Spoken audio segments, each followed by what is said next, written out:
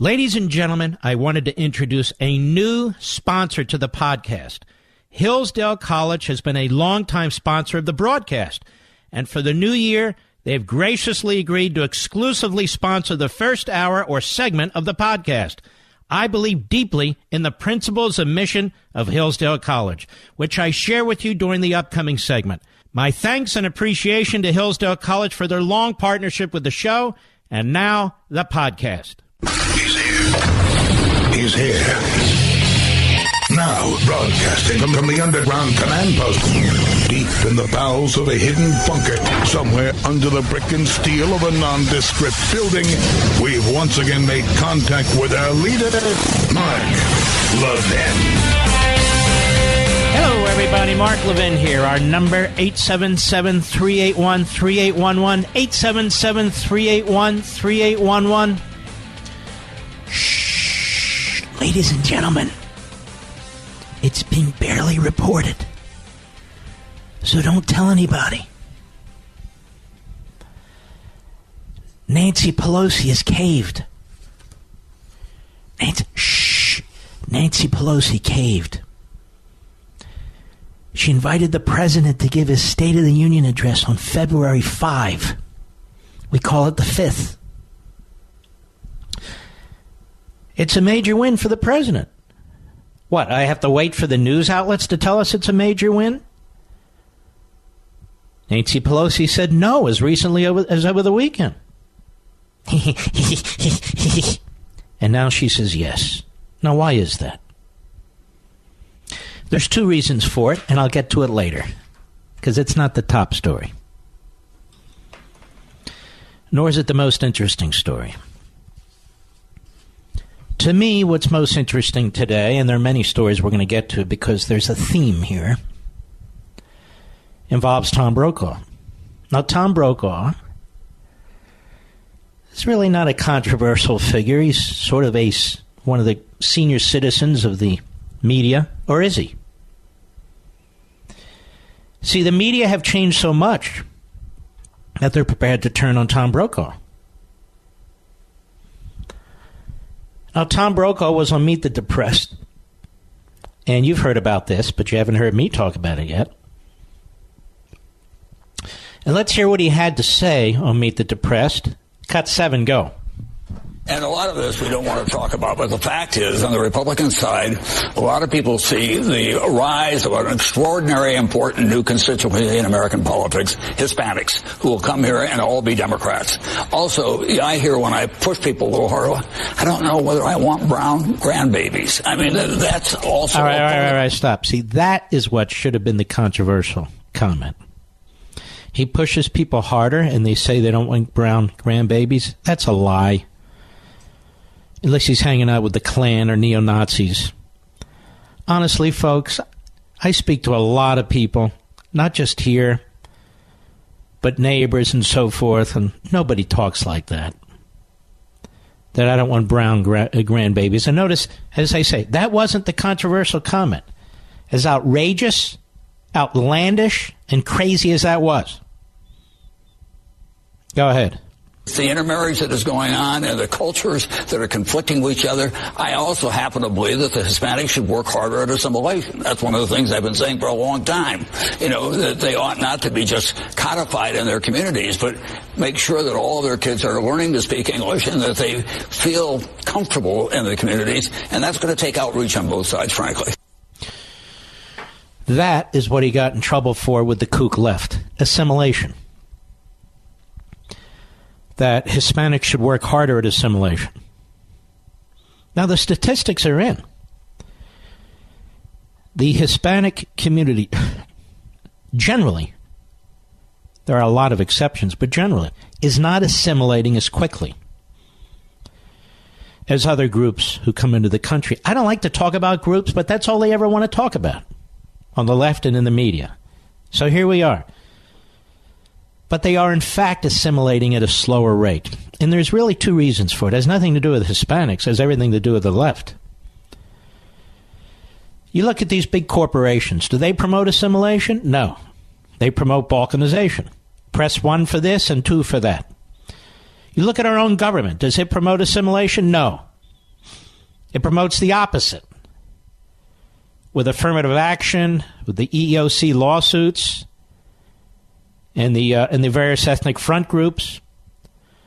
So you have the government, you have major corporations, and, of course, as I say, the common thread is the left. They don't want assimilation on the left. It's not about Hispanics or any other group. They do not want assimilation on the left.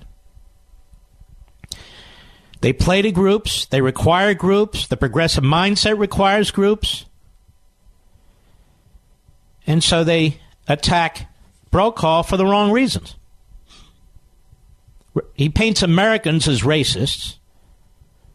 When I push a little harder, well, I don't know whether I want brown grandbabies. I've never heard anybody say that, at least nobody I talk to. Nobody. Obviously, there's some crackpots out there, but that was the controversial comment. I also happen to believe that Hispanics should work hard at assimilating. And they have to work harder at assimilating, given all the barriers against assimilation in this country. There are barriers. There's incentives against assimilation in this country. There's litigation incentives. There are governmental incentives, political incentives. You see, Hispanics even, the word should be Latinos, not Hispanics. We've talked about this before. And if you talk to Latinos, they don't even refer to themselves as Latinos. I'm Peruvian. I'm Ecuadorian. I'm Puerto Rican. I'm Cuban. I'm Chilean. I'm whatever it is. They have an identity with their countries too, historically and otherwise. This whole area has been managed by the left. Race, how we discuss it. So the real outrageous comment by Brokaw, and he made an outrageous comment, was to condemn Americans as not wanting brown grandbabies through intermarriage. Intermarriage is way up, folks. And the government's not even involved. Intermarriage is way up. People will get along pretty much. Most people will get along if you leave them alone. They'll even marry each other. But assimilation, Latinos are going to have to work harder at assimilation because there's more barriers in this country than ever before. And I blame the left.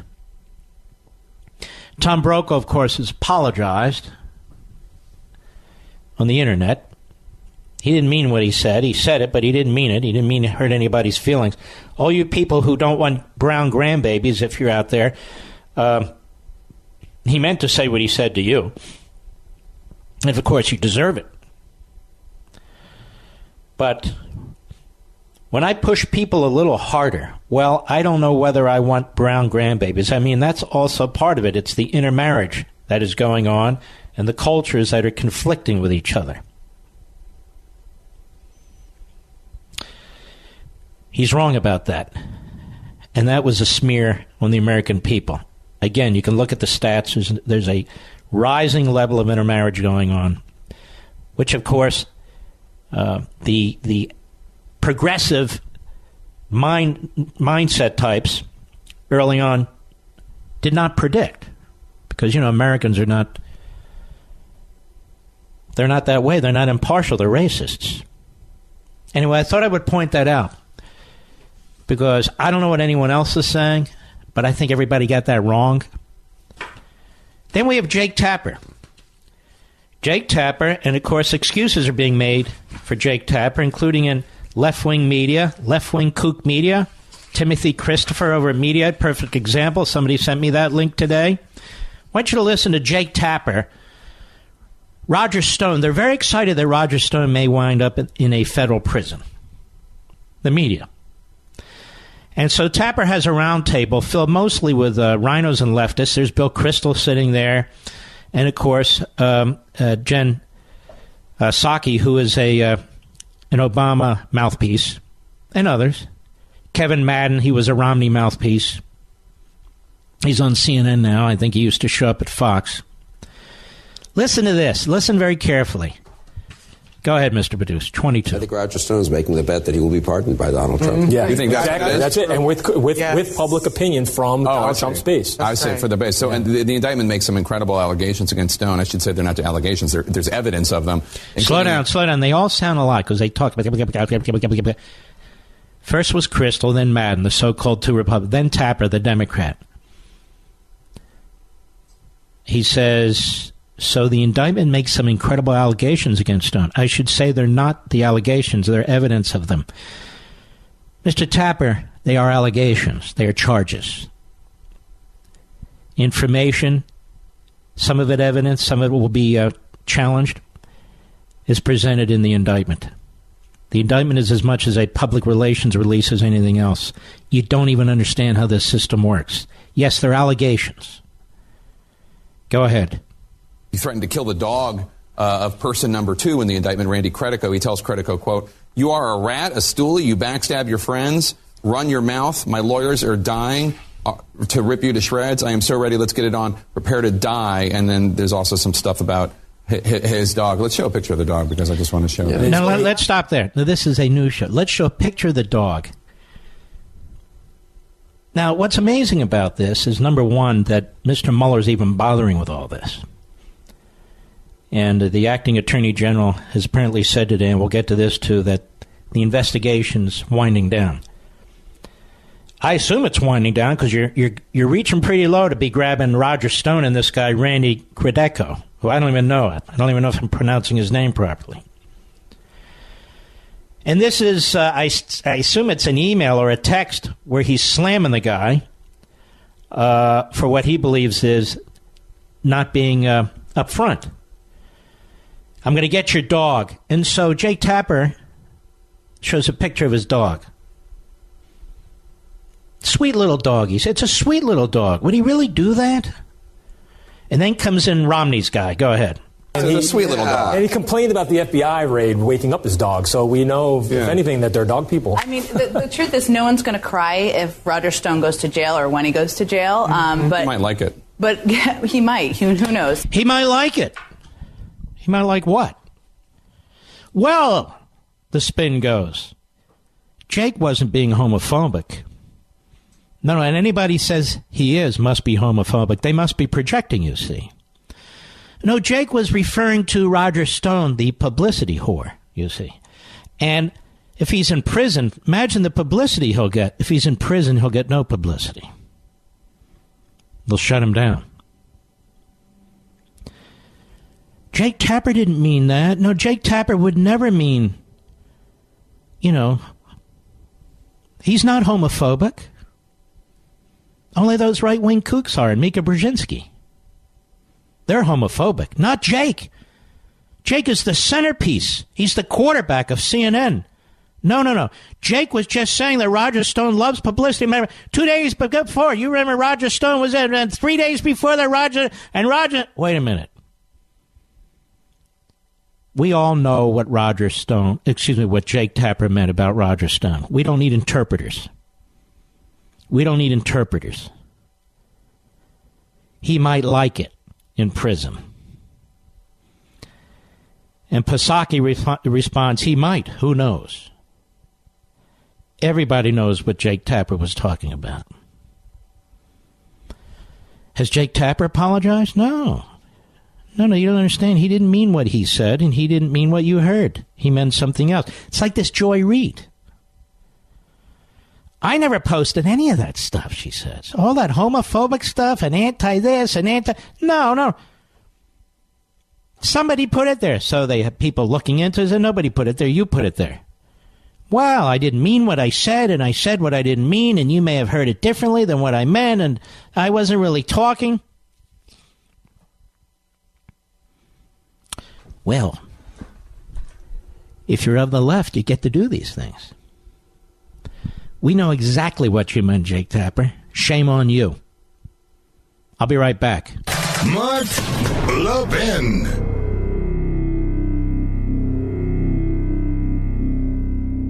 175 years. That's how long Hillsdale College has been around. As we start a new year, Hillsdale's entering its 175th year, but in all of that time, it still holds the same principles since 1844. The college was founded to teach students to seek truth, to recognize what is beautiful, and to hold up what is good. Most colleges have lost their way and are now in the grip of political correctness.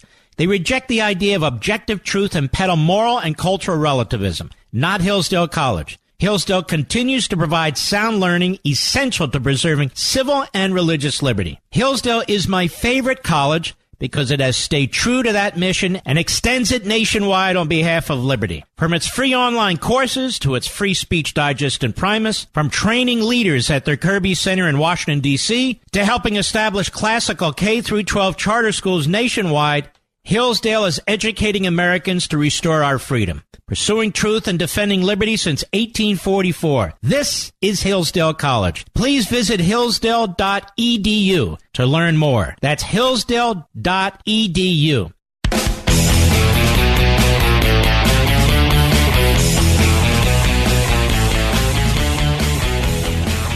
Remember I told you the other day, I've told you before actually, that if you want to get on network TV, or you want to really draw a crowd in the media, you do one of two things. Number one, you attack your own side relentlessly, like the President of the United States, in the middle of a major battle. Or number two, you actually stick to your principles. Now, in the first instance, you'll be paraded around, figuratively, on the shoulders of the leftists in the media. In the second instance, you will be punched in the groin by the same people. Now, you can see this playing out with Ann Coulter. Ann Coulter used to defend Mitch McConnell and trash the Tea Party. Ann Coulter used to write relentlessly about her hero Mitt Romney, how he was more conservative than Ronald Reagan, and on and on and on. Chris Christie, she supported originally. That's at one point. Big Trump supporter, now can't stand any of them, basically. And she's all over the media. And, of course, the media are filled with progressive activists. And so she's everywhere. Now, I don't really care. I've got my own platforms, and so do so many other conservatives. And that's the point. Does she speak for you? She doesn't speak for me. Does she speak for Sean? She doesn't speak for Sean. Does she speak for us? No, she doesn't speak for us. Well, who does she speak for? And then we have even others out there trashing away in the media, writing their pieces saying conservatives rising up against Trump. Let me tell you what conservatives are doing. We're waiting and watching to see how this plays out. That's what we're doing. In the meantime, as we have these battles as part of the war, we are either supporting the president's efforts, or if if we have some serious questions, we ask the questions. But we don't attack him like somehow he's selling out. If this president or any president sells out, we'll speak to it. But look what he's tried to do so far. He's fought the left. There's been 35 days, which of course is a lie, but let's play along, of a government shutdown, which of course is a lie too. There's really been no government shutdown. Part of it, not 35 days. He's been duking it out. He's been taking hits. And then we have the people on the sidelines shooting their paper clips and their spitballs. Let's wait and see what happens. Let's wait and see what happens. This isn't about self-promotion. I'll be right back. Have you ever thought about the word education? It means to lead forth. Now, let me tell you about a place that leads forth. Hillsdale College. At Hillsdale, students are challenged to discover the right way forth by reading the greatest books by the greatest minds in history. And they learn the meaning of the three ultimate and related things, the good, the true, and the beautiful. Now, unfortunately, many of our nation's other colleges have lost their way. Locked in the grip of political correctness, they no longer allow free and open discourse. Rejecting the idea of objective truth, they peddle moral and cultural relativism. But as we begin a new year, we can be thankful that none of this applies to Hillsdale College. For almost 2 centuries, Hillsdale has remained true to its original mission, to provide sound learning of the kind essential to preserving civil and religious liberty and intelligent piety. As Hillsdale enters its 175th year, it remains committed to offering its students the very best liberal arts education in the land, as well as to extending its mission nationwide through its many outreach efforts on behalf of liberty. These include free online courses, the publication of its Free Speech Digest and Primus, its Kirby Center for Constitutional Studies and Citizenship in Washington, D.C., and its Barney Charter School Initiative, which is helping to establish classical K-12 charter schools nationwide, pursuing truth and defending liberty since 1844. This is Hillsdale College. Please visit Hillsdale. Go to hillsdale.edu to learn more. That's hillsdale.edu. All right, ladies and gentlemen. The Houston media are reporting that 5 police officers have been shot as they approached a suspect or a suspect's home, or where the suspect was hiding out. The information is very thin right now, and I'm not going to get involved in speculation. 5 police officers have been shot. That's the number I hear. The police chief said he's heading to the scene. Please pray for them. I am pulling this up as we go along here. That's pretty much all I'm seeing. Hold on now.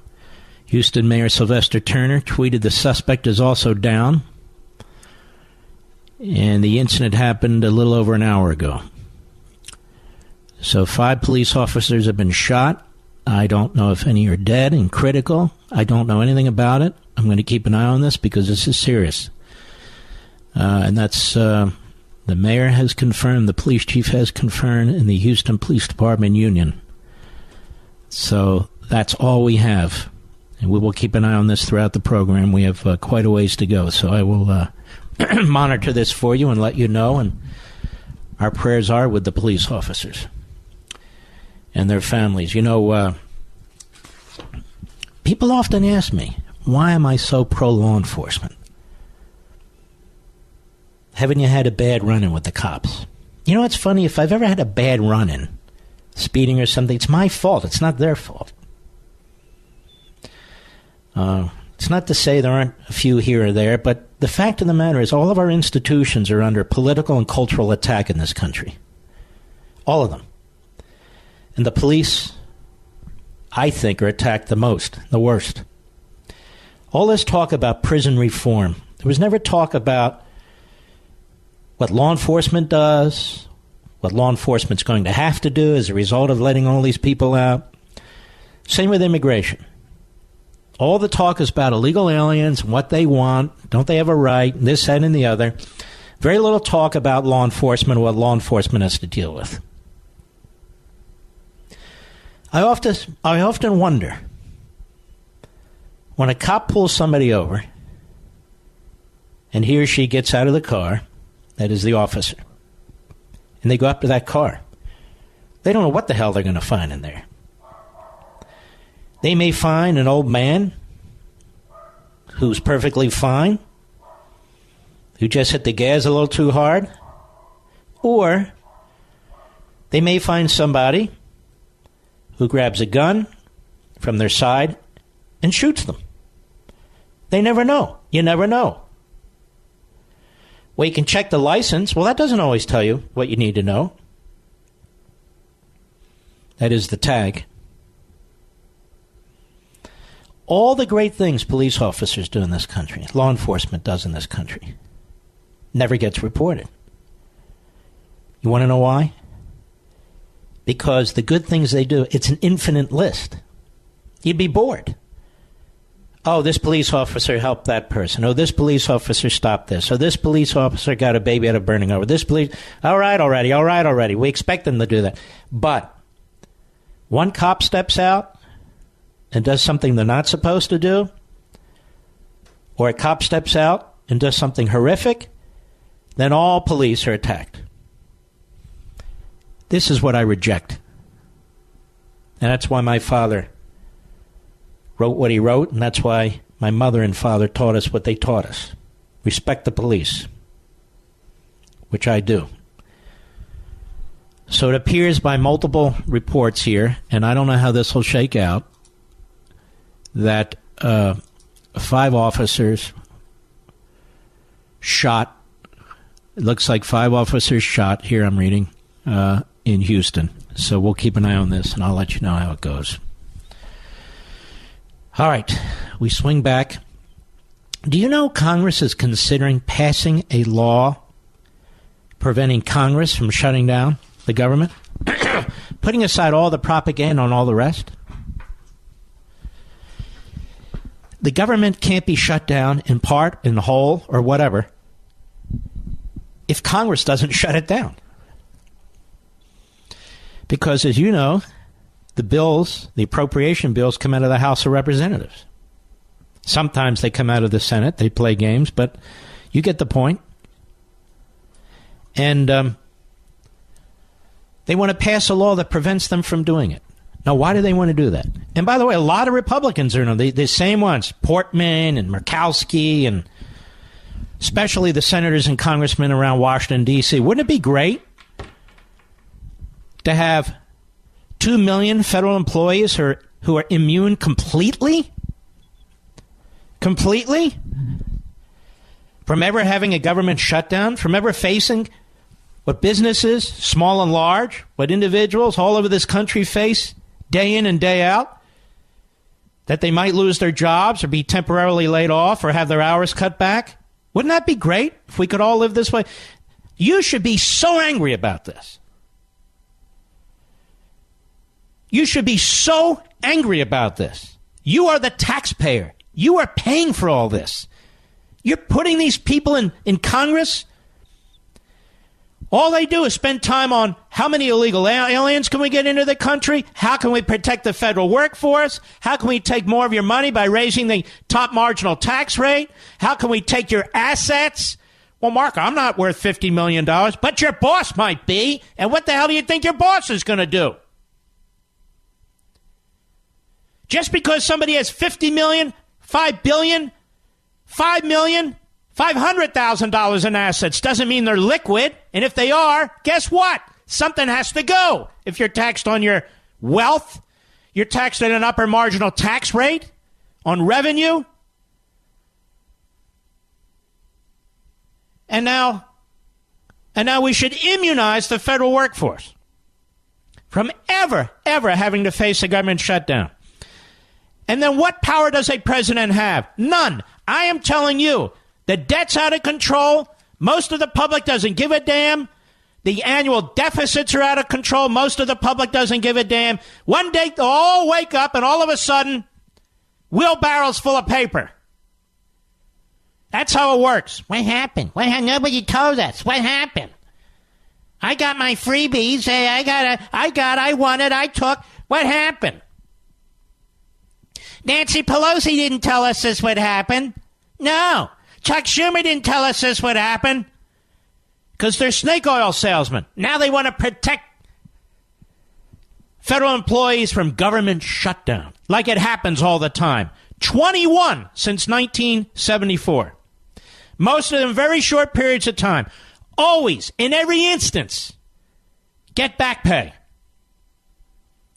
Besides, it's unconstitutional. They can't pass a statute that protects all these employees.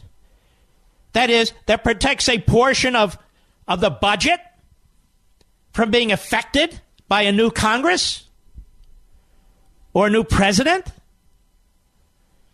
But you need to really start thinking about how they think. They want to continue to empower themselves, empower the Democrat Party, empower the central government.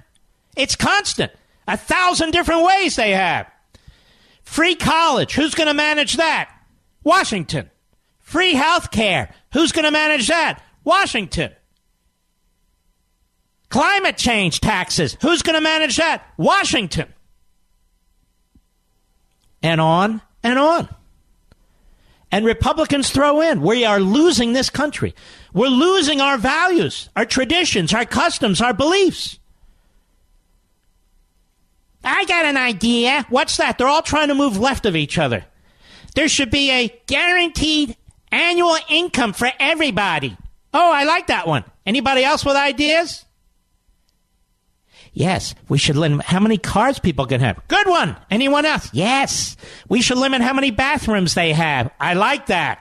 What else? We should limit the size of their homes and the size of their apartment. Great. In the name of climate change. Clean air and clean water. All good ideas. Anybody else? Sally? Yes, I have an idea. What? Everybody should get a check if they don't earn a certain amount of money. We already have that in our tax bill. That already happens in this country. As we move slowly but surely, and frankly more quickly but surely, in the wrong direction, Congress wants to pass a law to prevent ever a government we would not have the MX missile system. We would not have many things in this country. Even Jimmy Carter was shutting down the government against Democrats because they wanted endless water projects. Of course Congress doesn't ever want to shut down the government. Why? They created what we're dealing with. They spend all this money. These are their rules, their regulations, their departments, their agencies. And they use them against you while they pretend to use them for you. More and more of the private sector is being devoured by the government at the hands of Democrats and Republicans. Where are our constitutionalists today? Where are the fiscal conservatives today? Nowhere. They're nowhere. Used to be, don't talk about the social issues. My God, no. But the financial, yes, I'm a fiscal conservative and a social liberal. You ever hear that? Yes, I don't believe in the individual until they're actually born. Otherwise, I don't consider it an individual. I consider it tissue. Oh, okay. But on the fiscal issues, I'm with you. I'm with you.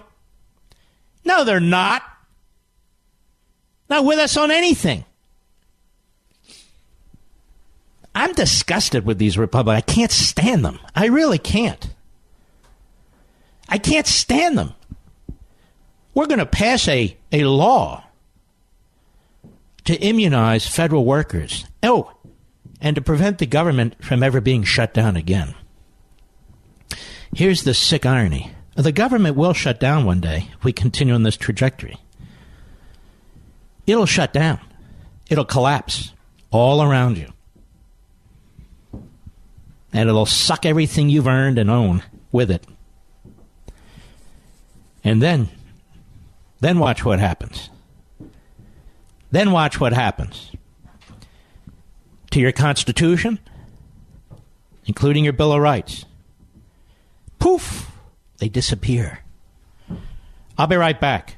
Mark Levin.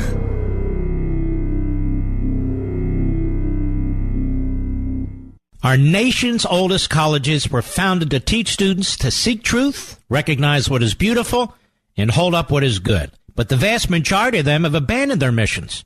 Locked in the grip of political correctness, they no longer allow free and open discourse.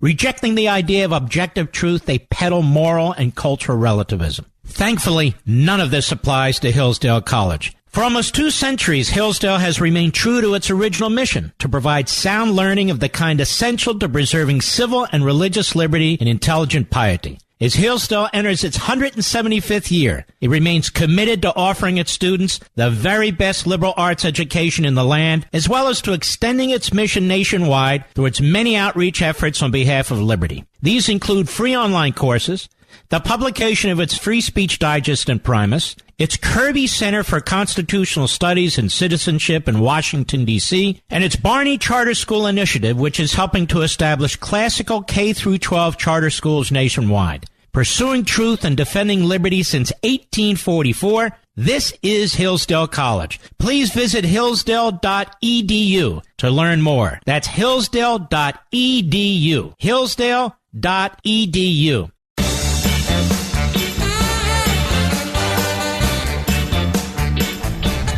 Jeremy Bash is a national security analyst for NBC. Therefore, he must be a genius. And he was on the Morning Schmo, which proves further that he must be a genius, because he's on with Mr. Deliverance there. And listen to what he has to say to Andrea Mitchell, she's a reporter, not cut 4, go. But, and one thing about it is such a direct challenge. Joe, you know this better than anyone. He's taking Joe money knows that nothing better than anyone. Joe, please confirm what I'm saying. Joe, you know this better than they're talking about the National Emergencies Act. Go ahead. For specific things and would be under this term moving it to something else. That is going against, the kings of Congress, the appropriators. It's an abuse of power. What it is actually, it's an abuse of his ability to do that. The statutes that provide for that were not envisioned to fulfill a fake campaign promise. All right, so the guy's an idiot, but that's why he's on the Morning Joe. Idiots like idiots. Idiots attract idiots. Have you noticed this? MSNBC is like an insane asylum of idiots. And there's a great piece by our friend at, where is it? Legal Insurrection. My friend William Jacobson, Bill. He's a great professor, too. He points out it's perfectly legal. It's perfectly constitutional. Now, we don't know what these Obama judges or these other judges will do. And he even points to the fact that there are currently 31 active national emergencies. Did you know that? And 58 national emergencies have been declared since 1976. Do you remember all these people going on TV saying, hey, wait a minute. Wait a darn second there. What are you, fascist? What are you, Hitler? You must be Stalin. You can't do this. The kings and queens of appropriations in the House and the Senate, they're not going to like this. What do you think, Schmagegi? Well, I think it's a definite abuse of power. It's abuse his ability to do that just to uphold a campaign promise. That's a fake campaign promise, and the law was never envisioned to do that. Thank you. There you go, our expert, Schmagegi over there. Nobody ever heard of this jerk, Jeremy Bash. But even if you did hear of this jerk, he hasn't read a single Supreme Court case related to any of this. Matthews versus Diaz, as the professor points out. Philo versus Bell, as the professor points out. There are other cases, too, federal cases. Heresides versus Shaughnessy. We can go on and on. I mean, this is going to be a battle in the courts because, you got to convince liberal judges not to look so stupid, which is a hard thing to do. There's also another piece. Right, Schmagegi? Oh, yeah, here's another. The Congressional Research Service, we tip our hat to the Daily Caller. Daily Caller is a great site, by the way. We tip our hat to them. Congress's nonpartisan research arm says Trump could build the wall without even a state of emergency or funding. And what they point out is they go to the Congressional Research Service, which is an arm of the House and the Senate. And they point out there that they had a paper January 10th titled, Can the Department of Defense Build the Border Wall? They concluded that under Section 284 of the codified law, in fighting drugs, that construction of roads and fences and installation of lighting to block drug smuggling corridors across international boundaries of the United States is possible. So at least in part, Section 284 would not require even a declaration of national emergency. And you also have a section of the Immigration Act that can be used in conjunction with the National Emergencies Act. Look, I'm not saying it's going to be easy. You're going to have to duke it out in the courts with these left-wing kooks in black robes. Oh, yes, Your Honor. Yes, Your Honor. Yes, Your Honor. But anyway, the fact is the president needs to do what the president needs to do. And he ought to go much bigger than $5.7 billion. They ought to look for every penny that's available to them. 10, 15, 17, 21, but whatever it is. I'll be right back.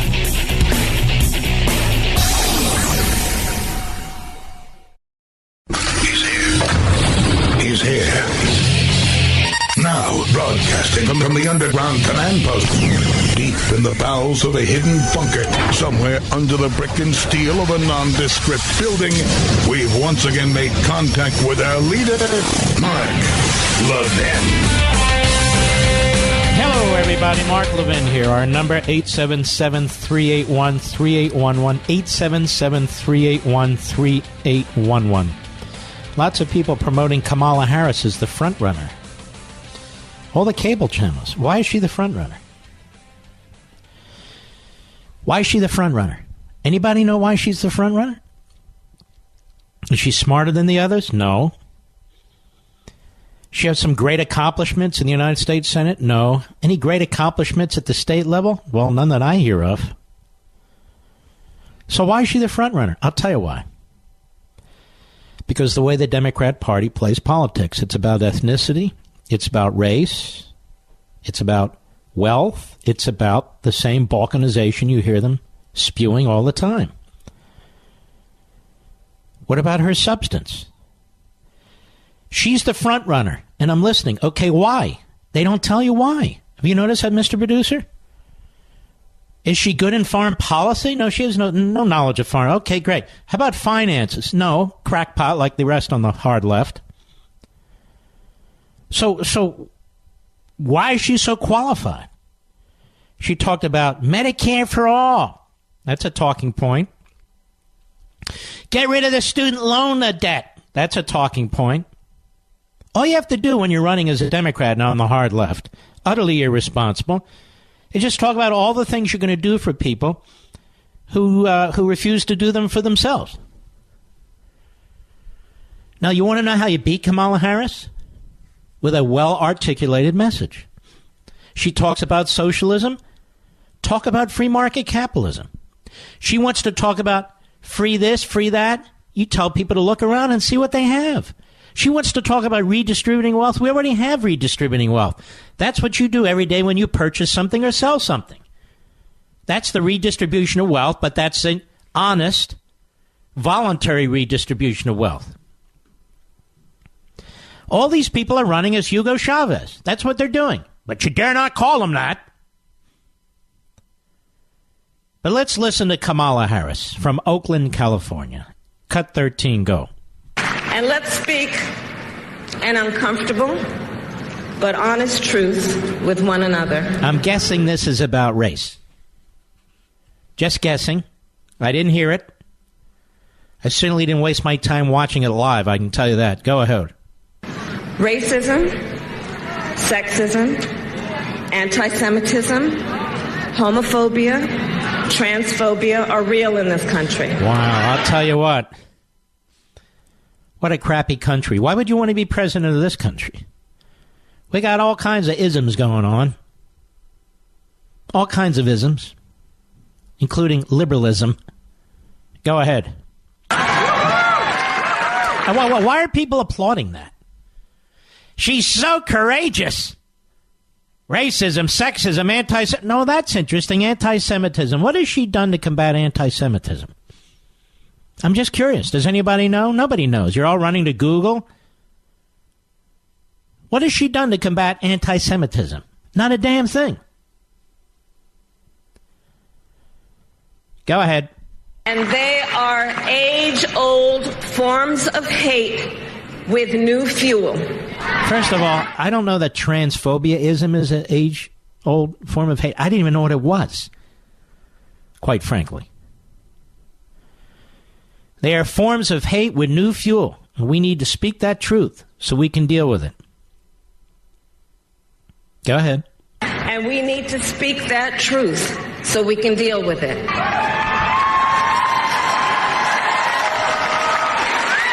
Too many black and brown Americans are being locked up, from mass incarceration to cash bail to policing. Our criminal justice system. All right, whoa. I hate this. I hate these demagogues. I really do. Whoever they are, I just can't stand them. We have mass incarceration. That's an injustice. Shouldn't we take each case one at a time? Maybe it is an injustice. Wasn't she a prosecutor? Wasn't she the DA? Wasn't she the Attorney General, Mr. Producer? So now she's going to fix the system.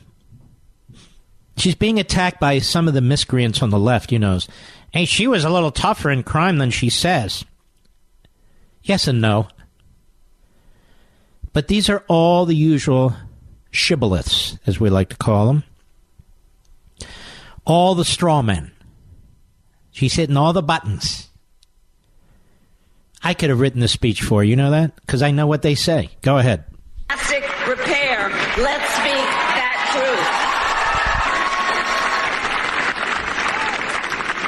truth. And let's speak truth. Under this administration, America's position in the world has never been weaker. What is she talking about? I hope I get to it. The head of NATO, General fill in the blank, he just said, but for what Trump had said and done, we wouldn't have the extra $100 billion we have to strengthen NATO and to discourage the Russians. Who is she talking to? President has proposed a Space Force. See, the left pretends they're strong on defense. We're strong on defense. We're strong on the wall. We're strong on it. No, they're not. President Trump's trying to catch up with China right now in space. He's trying to catch up with Russia in space. They don't even have two nickels to rub together. Go ahead. When democratic values are under attack around the globe, when authoritarianism is on the march. Oh, I see. The Democrats now stand for democratic values overseas. Who was it that opened the embassy in Cuba? I don't remember. Do you remember, Mr. Producer? Who was that? Barack Milhouse Benito Obama, I believe. Who was it that sided with Hamas against Israel when they were raining rockets down on Israel? I seem to recall it was Obama. Oh, not overtly, but yes, covertly, and so were his surrogates. That Israel, what an part-time regime. I mean, look at them. Look at them. Look how they're fighting back. They're not allowed to fight back. Those Jews are supposed to be victims. And you look around. Who was it that released $150 billion to the Iranians? Now, it wasn't all our money. I understand that. But we're the ones that agreed to the deal that enabled the rest of the world to fund the Islamo-Nazi regime in Iran. I don't believe that was Trump. I seem to recall that was Obama. Who was it that appeased China? I seem to believe that was Obama. Russia? Obama. North Korea? Obama. Go ahead. When nuclear proliferation is on the rise, when we have foreign powers infecting the White House like malware. All right, wait a second. When we have nuclear weapons on the rise, this president is trying to stop that. And we have foreign countries infecting the White House like malware. Have representatives of the Muslim Brotherhood ever been at the White House? I'm just curious. I don't think so. So who are these foreign individuals or these foreign countries infecting the White House? See, the Democrats have to make up their minds. We have an open border where people from foreign countries are coming into this country, and we don't know who they are, their background, terrorist, non-terrorist, criminal, non-criminal, next rocket scientist. We don't know anything. And yet, when people come to the White House, whoa, malware. How is malware infecting the White House? That is, foreigners. Putin's been dealt with more aggressively by Trump than Obama ever dreamed of. It's Trump who helped arm the Ukrainians. It's Trump who's put his foot down on Crimea and trying to deal with it. And same with China. So she's a liar, like all the other leftists. That's what she is. This is what the leftists do. Go ahead. When we have leaders who bully and attack a free press and undermine our democratic institutions, that's not our America. Nobody's undermining democratic institutions from the White House. He hasn't done a thing to the media. You know, a couple months ago, I went on Fox several times, and behind this microphone and on Levin TV, I did a little short history of abuse of the media in this country, which presidents did what. And I noticed the plagiarists are back. You can see some of them writing today and the other day, picking up on what I said. I've also said to you, there's millions of you, so you bear witness, that the president hasn't taken any action against media outlets in any way. Period. Well, Jim Acosta, he never went after CNN, and CNN had many, many reporters in that White House. And even Jim Acosta, even though his ticket was pulled, it was a certain kind of ticket. He could still get in with another ticket. But it doesn't matter. He hasn't done anything close to what other presidents have done. You starting to read that out there, Mr. Producer? It's all over the place now. Yeah, because we like to introduce context, facts, history, all that stuff into our program here. But he hasn't done a damn thing.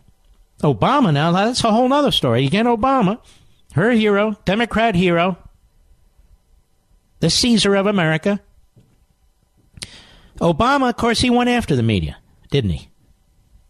AP, New York Times, Fox, others.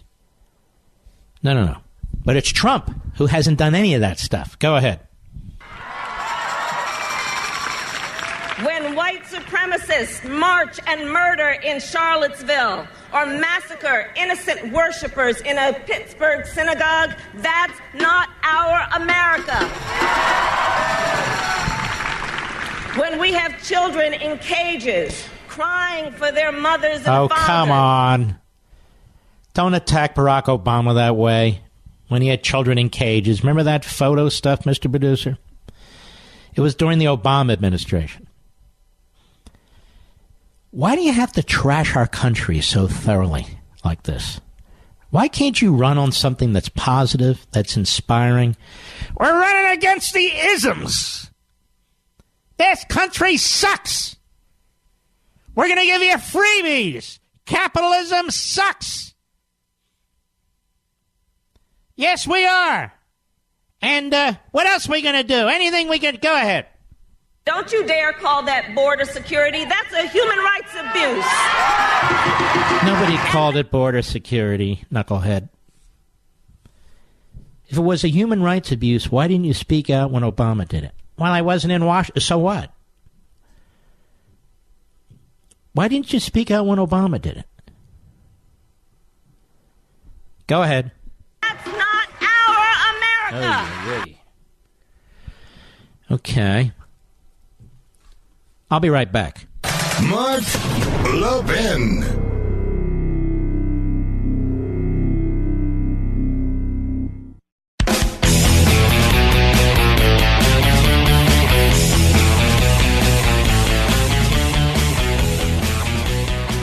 Let me do the Kamala Harris speech. Free college! Yay! No more student debt! Yay! Medicare for all! Yay! We're going to get rid of all the isms! Yay! Oh, no more caging children in America! Yay! Do we cage children in America? Seriously? No more of that! Yay! What else? We're going to be respected in America again! Yeah! What? By whom? Can you imagine if any of these leftists are president of the United States, what our enemies are going to do? They are rooting for these leftists. They are rooting for them. Yes. Who do you think Vlad supports? Or Xi? Who do you think they support? Tell me, who do you think Hamas is going to be rooting for? You think they like Trump? How about Iran and Hezbollah? You think they like Trump? You think China likes Trump? The way he's crushing their economy right now and protecting our technology? I don't think so. You think Vladimir Putin and that big damn spectacle of a lie that's been going on now for several years, you think he likes Trump? No. Exactly what policy has Trump put in place that's helped Putin? Not one damn policy. But Obama, boy, they went on a move. They took Crimea. They were about to take the Ukraine. They're having a hell of a good time. They moved into Syria. Now they're not moving anywhere. And China's watching itself. Who do you think they want? Kamala Harris or Donald Trump? Media does this. Kamala Harris or Donald Trump? Yay! What else are we going to do? Well, I don't know yet. Whatever. Oh, here's one. Cut 15, go. And when American families are barely living paycheck to paycheck, what is this administration's response?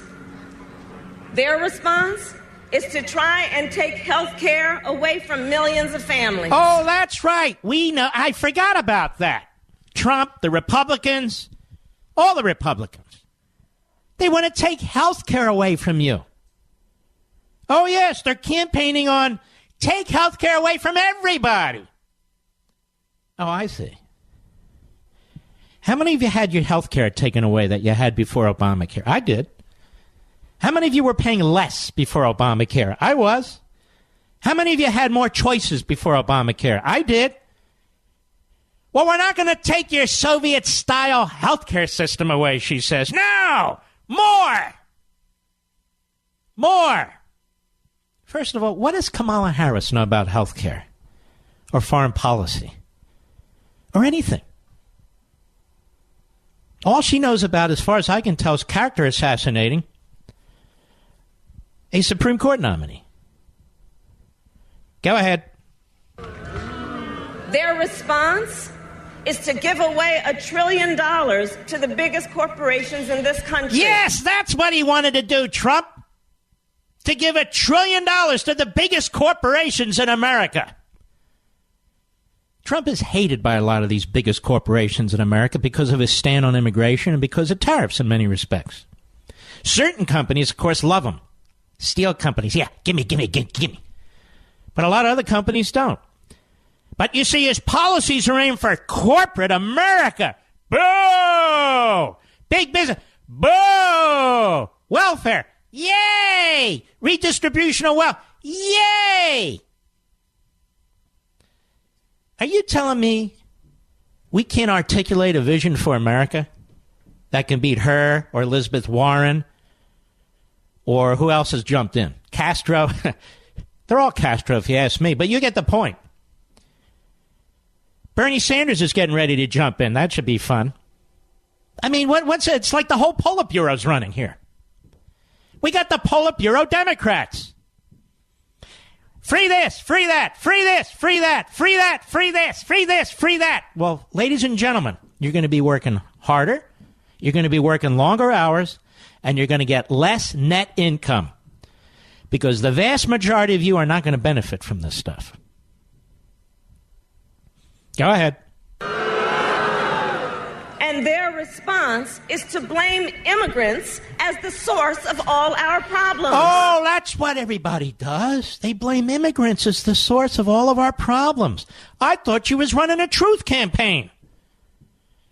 She's running a truth campaign. And then, not only do they want to take all your health care away and give all your money to corporations, then they blame the immigrants for everything. Ah, by golly. And I'm the truth candidate. I'm the future. Vote for me. I'm Kamala. Actually, I'm not. I'm Mark. But you get the point. She's a demagogue, like the rest, on the hard left in the Democrat Party. I'll be right back. Stop going to the post office to send letters and packages when you don't have to. Save time and money this year by using Stamps.com instead. Stamps.com brings all the amazing services of the U.S. Postal Service right to your computer. It's the faster and more convenient way to get postage. Simply use your computer to print official U.S. postage for any letter, any package, any class of mail, anywhere you want to send. And the mail carrier picks it up. Stamps.com not only saves you time, it saves you money too. With Stamps.com, you get discounted postage rates that you can't even get at the post office. I use Stamps.com because I don't have time for lugging in long lines. Plus, who doesn't love saving money? And right now, you too can enjoy the Stamps.com service with a special offer that includes a 4-week trial plus postage and a digital scale. So start the new year off right. Go to Stamps.com. Click on the microphone at the top of the home page and type in bunker. That's Stamps.com. Enter bunker. Right versus left is right versus wrong. Call Mark at 877-381-3811. See, part of the problem is these blue states, well, their populations in some instances are growing, like California's. Even though a lot of people are leaving, a lot of aliens are coming in. And they're counted on the census. That's what the judges compel. Yes, it's judicial tyranny. That's what the judges compel. And so you look at the Electoral College. California's a big damn deal. And it's all blue. It's all blue. They targeted California after Reagan. They targeted California after Duke Majan. They targeted California after Pete Wilson, and then they got it. And the idiot, what's his name, Schwarzenegger, he didn't know what the hell was going on, and then he lurched left, and, he is what he is. A leader of the environmental movement. He and Al Gore, and together they have an IQ of about 14.5 negative. Well, I want you to hear from Julian Castro. And as far as I'm concerned, they're all Castros in this field now. Fidel. They'd probably take that as a compliment. Julian Castro on CNN yesterday, cut 16. Oh, by the way, and Jake Tapper, of course. He'll probably like it. Go ahead. If you were elected president, would you undo the Republican tax cut law and raise the corporate tax rate? I didn't hear this, but let me stop it. Would he undo that? What kind of a stupid guy is Jake Tapper? This is the guy that says he supports a 90% marginal tax. No, I wouldn't, Jake. As a matter of fact, I think it's great. I like the Republican tax cut. This is the kind of stupid softball questions a fake tapped out gives to a Castro. So if you're elected president, you would what would you do with the Republican tax? He's already said what he would do. Because he's not in favor of taking everybody's health care away and forcing them to pay all their debts and securing the border from illegal aliens. He supports the opposite. Go ahead. If you were elected president, would you undo the Republican tax cut law and raise the corporate tax rate back up from 21% to 35%? Oh, gee. I absolutely would look at undoing the tax cuts that benefited the super wealthy and benefited corporations. Now, ladies and gentlemen, here's the thing. Tax cuts, even if they're for mostly the so-called middle class, see, we now use the Marxist class stuff. Because in America, you're not in a class. You can move up and down the economic change. We don't have classes. We don't have caste systems. We don't have groups, but they can't help it. Because in order to be a Marxist, this is what you got to do. You're in that group? No, I'm an individual. Not, you're in that group. But I don't want to be in that. You're in that group. But I'm a unique. No. You conform. You're in that group. This is how you think. This is how you vote. But no more talk. That's who you are. Look at yourself. Well, but between my ears, I don't care. Look at yourself. You belong over there. What are you, a sellout? Hey, Castro, the Republican tax cuts, for or against?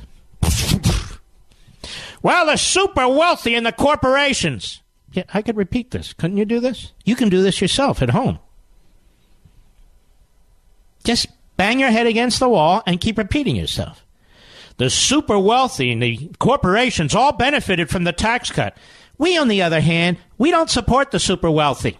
Steyer and who else? Oh, they got a whole zillion of them over there. Soros funds all their groups, but we don't like them, no. We don't like corporations either. And they're all run by lefties, these corporations. Even the Koch brothers, look at them now. They're lobbying the White House for amnesty. They were taking the lead on the prison break. They're weak on national security. They're not with us anymore. And all those millionaires who are going to these events with them, shame on you, too. Shame on you, too. We need real conservatives now, not goofy radical libertarians. Look at this. We got bipartisanship between the radical libertarians and the radical leftists. Imagine that. No, don't imagine that. It's happening. I've told you many times on the political spectrum, it's not a straight line. It's more of a circle.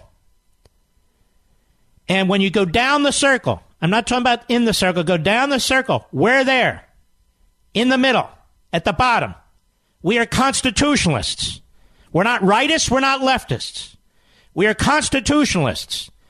And by defending the Constitution, oh, you must be on the alt-right. What? You must be a right-winger. You must be a fascist. You must be defined by the left. No, I believe in liberty and natural law and faith and family and Hey! Just don't use he or she. And by the way, Don't say I can't use the girls' bathroom if I'm a boy either. The whole world. All right, go ahead, please. We also, as you know, Jake, we're going to have to look at other things, other ways of raising revenue. But I have said very clearly that I believe that it's worth it. I believe that in this nation... Wait, it's worth what? These guys who are politicians, most of whom have never been in the private sector, never created a job. Listen, I believe it's worth it. You believe what's worth it?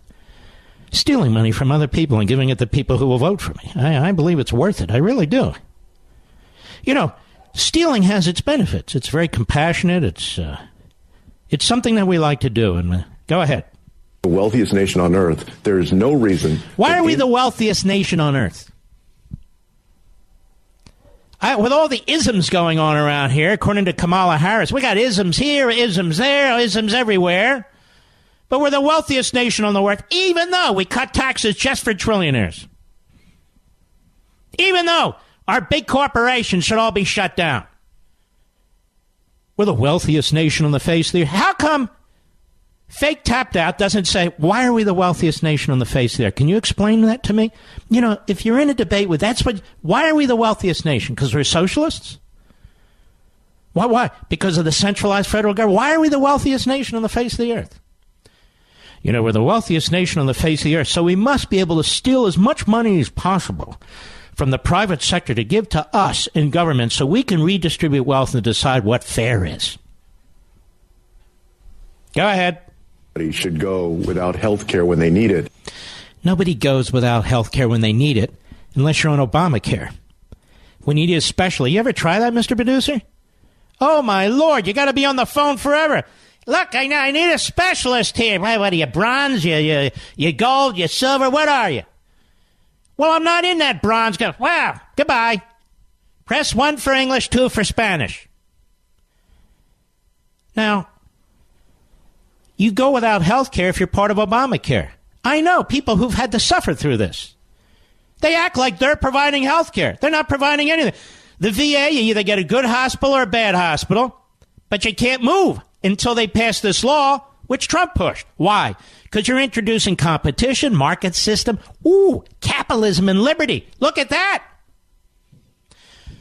According to the left, we need an antitrust division to make sure that we have multiple companies producing toasters. But when it comes to health care, Medicare for all.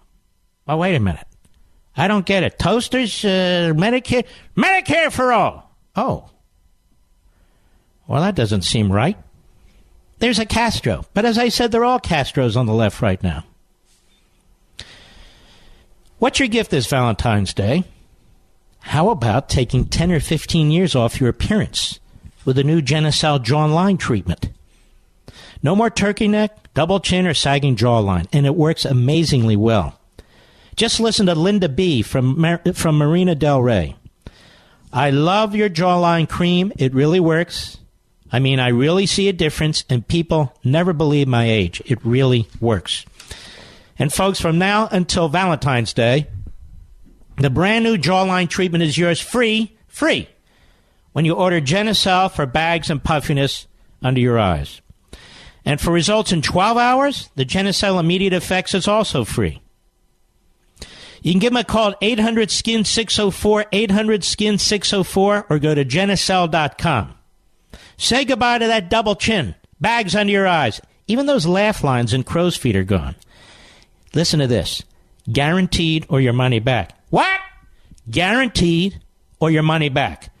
Call 800-SKIN-604 or go to Genucel.com. Call in the next 20 minutes and get the Genucel XV Collagen Builder and free express shipping. Crazy offer for 2 weeks only. Call now. 800-SKIN-604, 800-SKIN-604, or go to Genucel.com, Genucel.com right now. Nancy Pelosi has a great idea. Do you hear her idea? Look. We have to make sure that executive pay and the pay for the workers is much closer together. Very similar. Like my husband Paul and I on our non-union vineyard. That's what we say. We say to the people who pick the grapes, you know what? Paul and I, we want our incomes to be closer to the people who pick the grapes. No, we really do. So let's see. Let's step back and look at these proposals coming from the Castros in the Democrat Party. 70 to 90% top marginal tax rate. 2% wealth tax, any assets over $50 million. That includes businesses. A income for all, free college, student loans wiped out, Medicare for all. Ladies and gentlemen, this is in Venezuela. This is worse than Venezuela if they get their way. Worse. And then they'll probably pick up on what DeCamio has said in New York City. That big dork. Listen, if we find out that the landlords are ripping off the tenants, we may well take their property from them. Oh, we haven't heard that one before. Of course we have. It's called the Russian Revolution. Yes, we'll take their property. They'll take our property? Yes, if we think you're ripping off your tenants. See, this is the left-wing populism moving into Marxism. I'm going to call it what it is. I don't care what the left says about me. These are Marxist ideas. These are hard left ideas. And they will destroy this country. Really, if we had a functioning constitution, they're all unconstitutional. And that is why the progressives, and I wrote about this in my last book, that is why they insisted that we break from the constitutional order. That is why they trashed the Declaration of Independence. I cite them and quote them. Because in order to do these things, you cannot be in this constitutional box, you see. What, you a right-winger? No, I believe in the Constitution. You must be a right-winger. And then on July 4th, it's the funniest thing. You know, you turn on the Public Broadcasting System, PBS, and there they are at the mall in Washington, D.C., the patriotic songs, the military, the fireworks going off, and I watch these Democrat senators there, like this idiot Cardin from Maryland, clapping, applauding. I'm going, like, aren't you at the wrong celebration? What do you mean? Well, isn't May Day down the street? Mark Levin.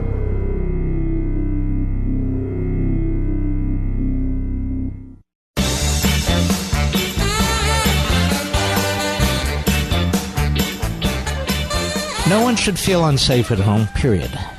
Fear is no place in a place like home. That's been Simply Safe's mission from day one. You'll even see a commercial about it during the big game this Sunday. Be sure to check it out. Simply Safe's system was designed to blanket your whole home with protection. Not just your front door, but they'll do that too. Their round-the-clock professional monitoring makes sure police are on the way when you need them. The system is completely wireless. You can install it yourself in under an hour. It's actually quite fun to do it. And Simply Safe security sensors are tiny, blending in with your home, so you won't notice them. Neither will crooks, by the way. The Verge calls Simply Safe the best home security, and it's a wire cutter top pick. One of the reasons, there's no wires. Because as more than 3 million Simply Safe customers already know, feels good to fear less. Join them today. Protect your home with Simply Safe. You'll get free shipping on any system order. Just visit simplysafemark.com to get started. That's simplysafemark.com to protect your home and family today and to get free shipping on your order. simplysafemark.com. If the Democrats get their way and raise all these taxes, guess what happens, ladies and gentlemen? Money is like water. It's going to go where it's welcome. It's going to go where it can. It's all going to go overseas.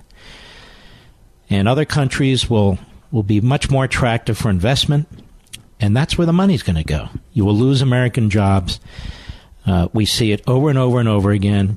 People are not going to invest in the country. We will not get foreign investment in America, and Americans won't invest in America because you're patriotic to your country.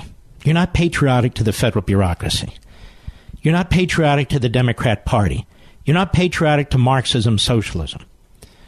You're patriotic to your country, and it's your country that they're tearing apart. It's your country that they're tearing apart. Now, in the next hour, I want to remind you about a very wealthy person. I want to remind you about a very wealthy person who's never had to provide their tax returns, who's never been investigated by a special counsel, and yet has been involved in some activities that will raise your eyebrows. Some of you have that one eyebrow. What do they call that? The unibrow? It'll raise your eyebrow, singular. But you know what I mean. They're not a protected class, are they, Mr. Producer? The unibrows? You never know. Could be. And also, numerous other things here, too. I'm looking right here what I pulled aside. Yes! Did you see the interview Sunday I had with Sidney Powell? That was a hell of an interview on the Fox News channel. Life, Liberty, and Levin. I hope you are enjoying the show.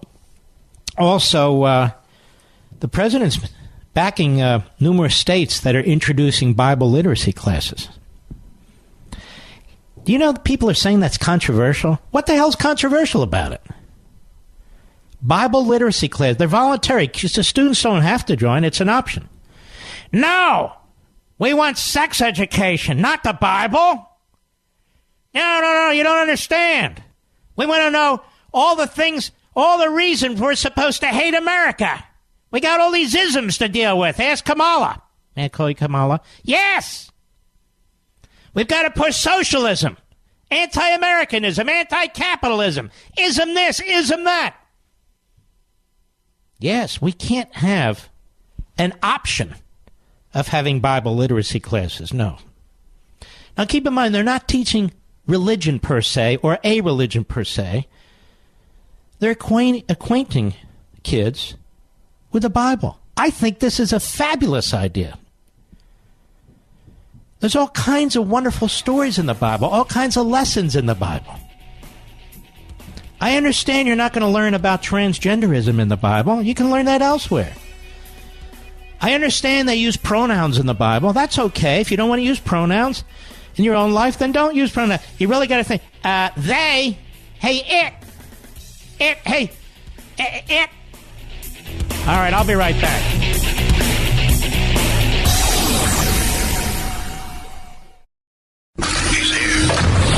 He's here.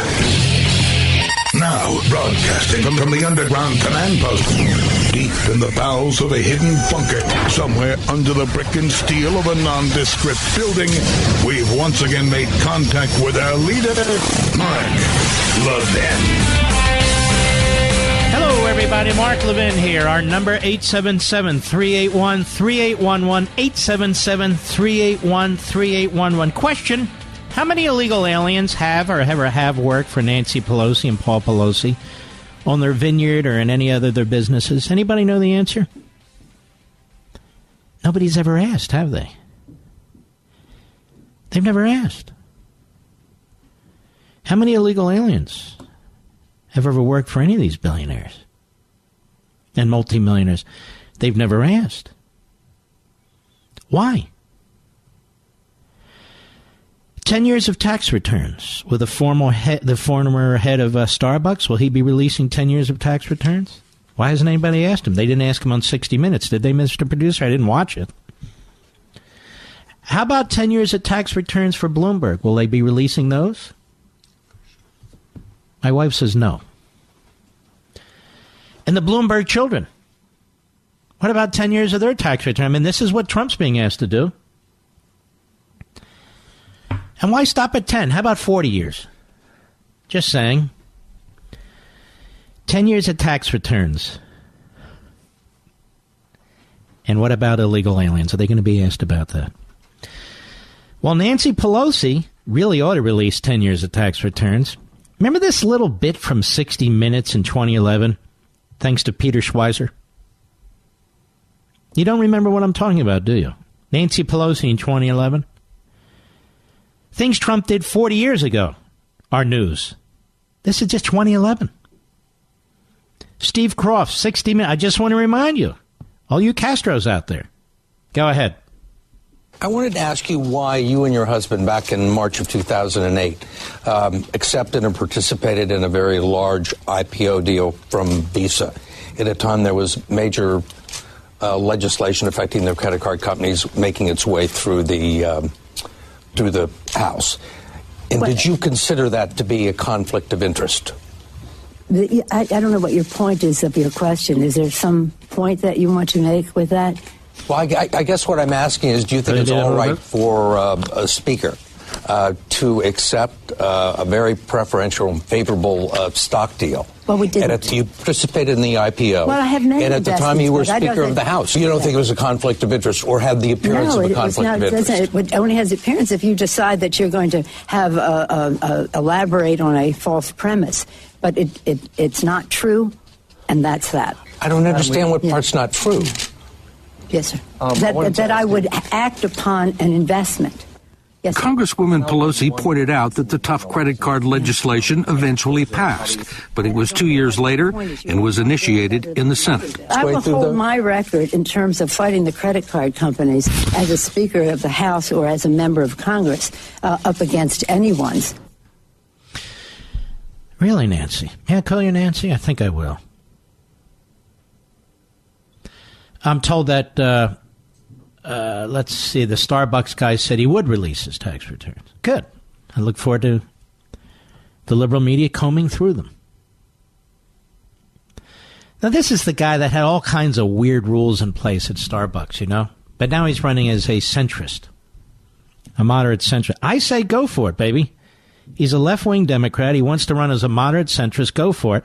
Bloomberg, another billionaire, he said that won't work. He can't win as a independent because of the party system in the various states. So he'll just defeat the Democrat. Maybe I should use reverse psychology, Mr. Producer, and trash this guy. Make him angry so he'll insist on running. Anyway, what do you think of this Nancy Pelosi? We'd want her tax returns for sure because she's Speaker of the House. I'm going to keep hammering this.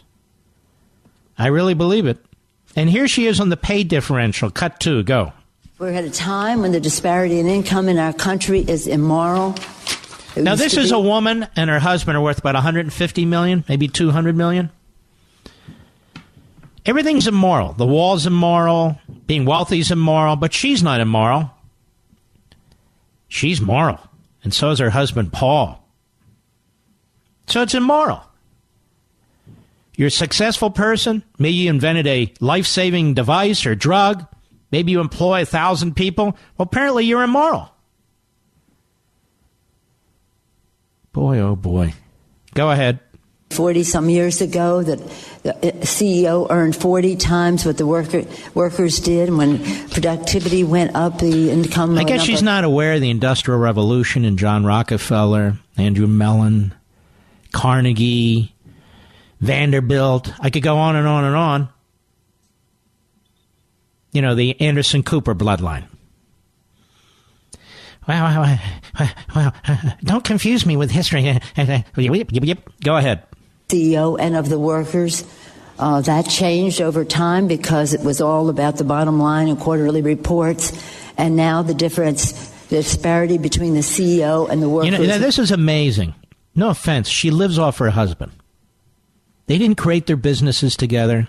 I read an article back several years ago where she said, you know, where she was able to be a volunteer in politics and run for office thanks to her husband.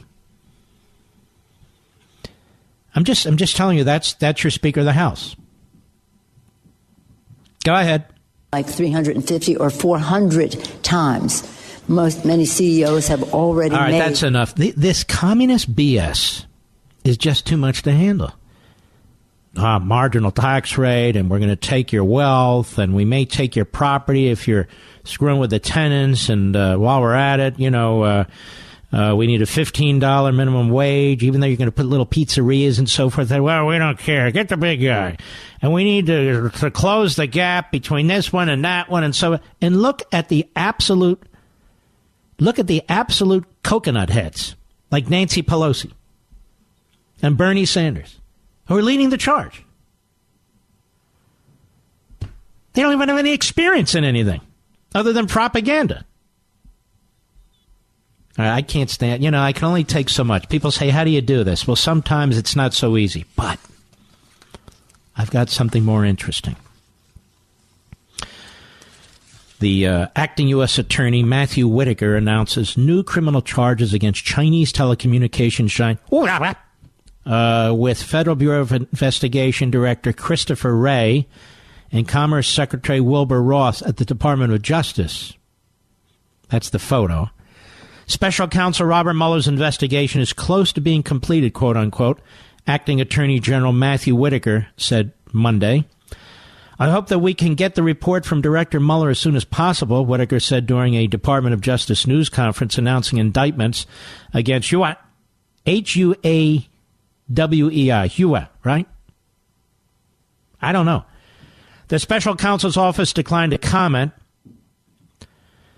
Now, that's interesting. Meanwhile, you saw what they did to Stone. You see what they've done to Manafort in terms of how they arrest these guys. You see how they've gone after little fish and try to act like, and you can hear even the reports say, even on my favorite cable network, one of the reporters there have been 30 indictments and people surrounding Trump. What are you talking about? 30 indictments of people surrounding Trump having nothing to do with Trump or his campaign or his businesses. What about Michael Cohen? Look at the indictments of Michael Cohen. You got the 2 phony campaign things, but all the rest of it is Cohen. Now, this guy, Andrew Weissman, who serves for Mueller and Weissman. These are brutes. They are brutes. They're given legal shields, but they're mobsters in many ways, in my humble opinion. That's the way I view it. Too bad. Send in the paramilitary types. And I don't blame them. That's what they did. Guns drawn, all kinds of stuff to take out Roger Stone and Manafort. These guys can barely walk across the street, as far as I can tell. But no matter. So I had Sydney on my program. What cuts am I looking at, Mr. Producer? 2021. And she's outstanding. She was a assistant U.S. attorney for many years. She served under 9 different United States attorneys, when they leave and come and go and when there's a change in administration. She oversaw 500 appellate cases, and she's dealt with Weissman. She represented one of the executives in Merrill Lynch. And I want you to hear a little bit of what was discussed. I don't have time to play the whole thing. So let's go with the first cut, Mr. Producer. Go. So let's focus a little bit on Andrew Weissman so the American people know who he is and knows who really is in many cases, the Wizard of Oz. Tell us about Andrew Weissman. Well, I've called Mr. Weissman the poster boy for prosecutorial misconduct because Mueller had a role in handpicking him for head of the Enron task force and appointing him to that position. And what was Mueller at the time? Mueller was in the FBI at the time. He was the director of the FBI. Yes. So he picks Weissman to handle the Enron case. Yes. Weissman was deputy director at the time when they first started under Leslie Caldwell, who was the chief of the Enron task force when it was first created in the collapse of Enron. So they set about and targeted Arthur Andersen to begin with, the venerable accounting firm. So they're investigating Enron. Yes. And they target Arthur Andersen. Yes. For what? For destroying evidence is what they called it.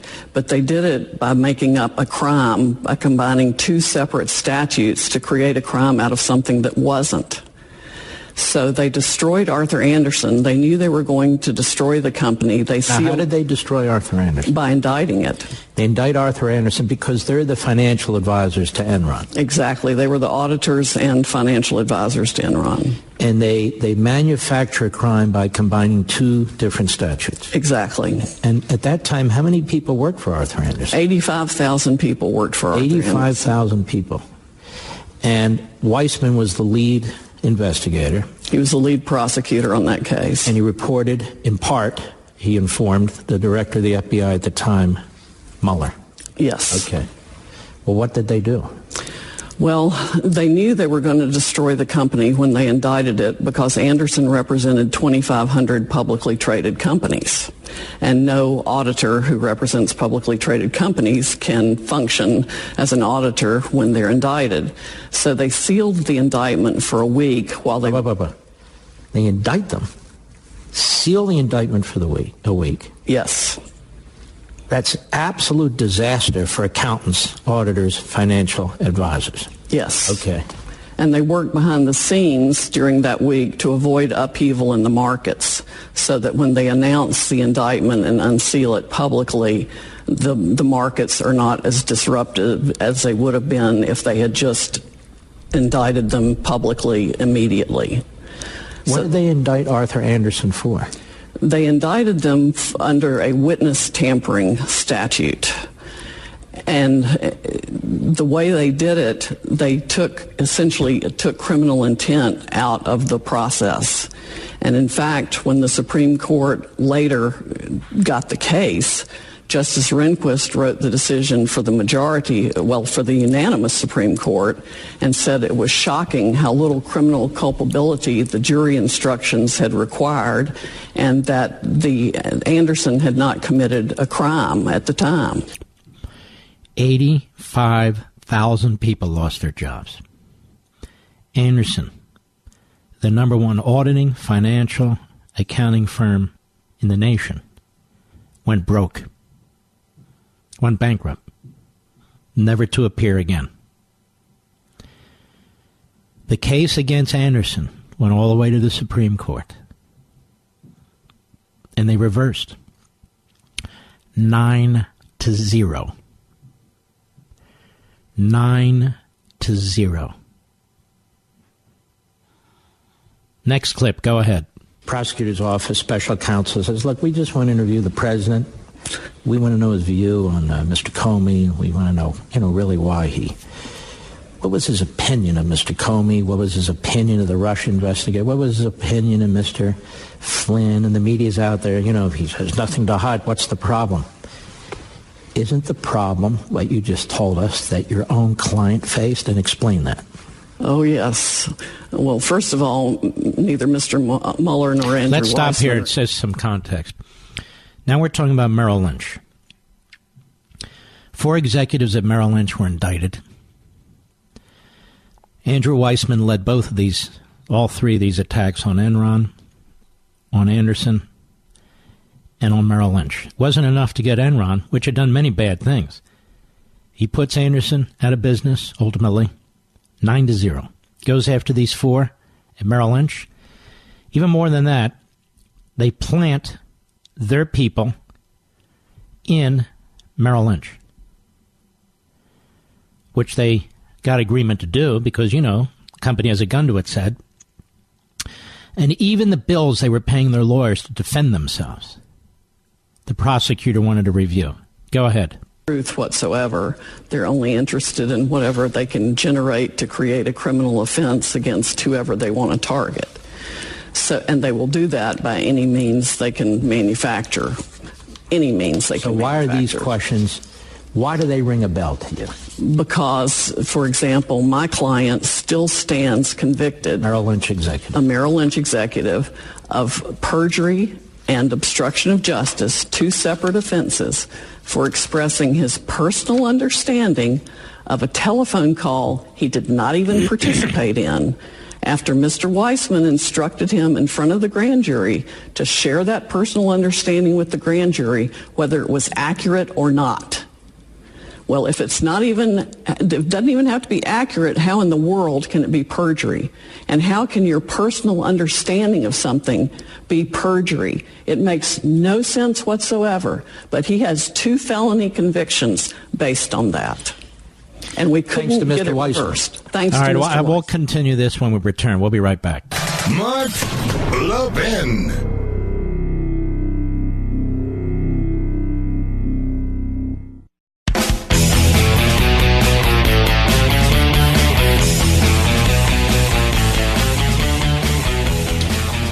So Andrew Weissman destroyed Arthur Anderson and all 85,000 American jobs and others. and was reversed 9-0 in the Supreme Court. Oops. And he's rewarded by constant career improvements by Mueller. He stuck to Mueller's side for over 20 years. What happened to Merrill Lynch? What happened to those 4 executives? Well, on appeal, 12 out of the 14 counts were reversed. And you heard Sidney talk about the 2 counts involving her client, Sidney Powell. She also talked about one of the executives, the youngest, in his 30s, had a wife and 2 children, little kids, toddlers. Andrew Weissman had him sent to a maximum security federal prison where he served for 8 months until his convictions were reversed. He was in solitary confinement in a maximum security prison for 8 months, and his conviction was overturned. Think about that. That's the man who wanted to question your president. He's done very evil things, this Andrew Weissman and this Robert Mueller. And isn't it interesting? It doesn't bother the lib media at all. Andrea Mitchell, Jake Tapper, Chris Cuomo, Camarada, all the rest of them.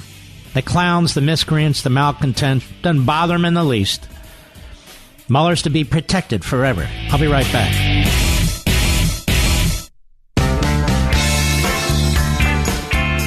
Mark Levin, the champion of liberty and true conservatism. Call Mark now, 877-381-3811. Come on, folks. Come on. It's a Levin surge. I want you to download the Mark Levin Show podcast. Absolutely free, even if you have never listened to it. It's there just in case you missed the show or a part of the show or preempted or who knows what. I really want you to join all of us, millions and millions of you. And we've made it easy for you to download the Mark Levin Show podcast on all your favorite platforms. You can use iTunes, Google Music, or any other podcast. Well, Mark, I'm in the car, I'm listening to you, I'm at home, eating dinner, listening to... That's okay. You don't have to stop. I don't want you to stop. But I do want you to download this on your iPhone, on your Android, or wherever you want to download it.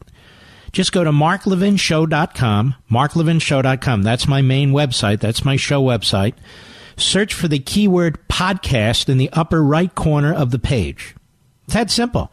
You can always listen to the podcast on the Mark Levin Show app. So I want you to download the Mark Levin Show app so you can always have it with you. Well, I don't know how to use it. Ask your kids, ask your grandkids, but the vast majority of you do know how to use it because we have millions and millions of you using it every month. I just want you to have it in your back pocket as an option. So you go to marklevinshow.com, download the Mark Levin Show podcast so you can use it whenever you want. And you do that by going to marklevinshow.com, search for the keyword podcast in the upper right corner of the page. All right? And then you'll have your Mark Levin Show app forever and ever. Now, as a listener to this show, you're never surprised when I defend freedom and free markets, even when it's not popular. Because I don't care about what's popular. I care about what's right. I care about liberty. And I care about what comes from liberty. And that's why I'm speaking out against Secretary Azar's plan to tear down the most innovative sector of the American economy. I'm talking about the biopharmaceutical industry, which is the innovation gem of our economy and the envy of the world. The U.S. drug industry commits $90 billion a year to R&D to bring more life-saving technologies to market than any other industry in the world. It's funny we didn't hear Kamala Harris talk about that. And by doing that, they employ countless Americans. Now, these are good-paying jobs that produce life-saving work. But Secretary Azar's plan to socialize the U.S. drug industry by dictating what drug companies can charge and what certain drugs seniors can or cannot have access to, regardless of what their doctors may prescribe, will put lives at risk. Because he's attacking the same drug companies that produce the life-changing and life-saving drugs millions depend on. Now, you remember Obama's war on coal. This is starting to look like Azar's war on medical innovation. We should be exporting freedom, not importing socialist ideas that produce poverty, scarcity, and rationing. And that's the key. But worst of all, his plan will kill the innovation needed to get the next breakthrough in cancer or Alzheimer's. I'm not going to sit by and let it happen, and neither should you. Get the facts. Go to truehealthfacts.com, truehealthfacts.com. That's truehealthfacts.com. Mr. Producer, are you looking at the call screen? Give me some good callers there, brother. WFDM Indianapolis, Christella, how are you? Hi, I'm doing well, Mr. Levin. How are you? Let me look. Fine, thank you. Yes, I'm calling. First off, I was calling for one thing, but I'd like to touch on a couple of subjects. And if I could say it's a well, we pleasure don't to have speak all with you. night, and I appreciate Okay. it, but I've No, got a it'll whole line of callers here. It'll be brief. Yes. Tom Brokaw. First of all, I hate using the term hyphenated Americans, but I feel it's necessary so that people know where I'm coming from. I am a Mexican American. Mm-hmm. My husband is white. My in-laws are white. And hold on now. So we have what's called an interracial marriage for everybody out there, and there are many, many of them in this country. Go right ahead. Yeah. My in-laws are two of the kindest people that I know. They're extraordinarily generous, and I have never felt that I was not welcome in their family. And I am offended on their behalf, on my husband's behalf, and on my son's behalf for this. I feel like Tom Brokaw really showed his true color with what he said, and I feel like he displayed his own racism and his own feelings about what he doesn't want included in his family. I married their only son, and I have their only grandson, and I have never felt as though they did not love or care about him or me. And that is disgusting. It is gross.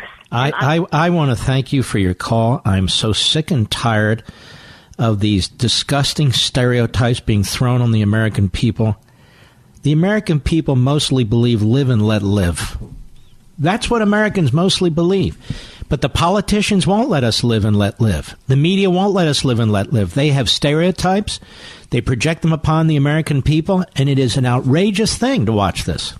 It is. It is absolutely outrageous. It's disgusting. And if you were talking about illegal immigration, if I could touch on one other subject. Yeah. In 1986, Ronald Reagan, who was one of, I believe, the greatest presidents of the 20th century, I agree, signed the Immigration Reform Act. In 1987, my aunt, who was 19 years old, was working at her first job. She was a newlywed, and she had been there for 2 weeks when an illegal immigrant, Mexican national, walked into her store. He beat her with a lead pipe, and he stabbed her 57 times. She was maybe 100 pounds sopping wet, 5 feet tall. I don't know where you could find 57 places to stab her. But he did. She died an awful death. It was brutal. It was gruesome. She was the kindest person. She had a big heart. And she did not get a chance to fulfill her dreams of becoming a mom and having kids and having a family. And I am disgusted to hear Kamala Harris use illegal immigrants to try and pull on our heartstrings.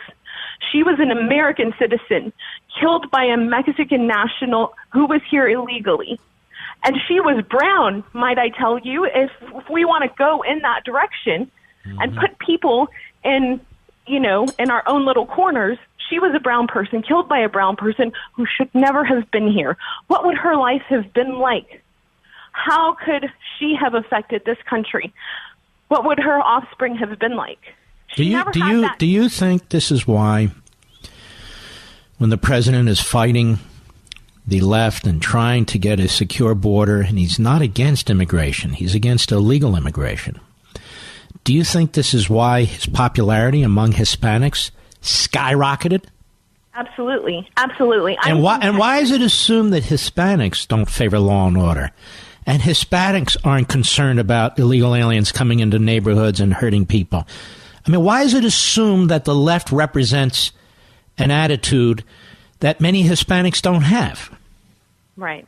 That's absolutely correct. And the thing is, Mark, I'm from Texas, so I feel like having come from a border state, we really understand what it's like to see people come into our country and really not respect the rules and the laws and take advantage of the system.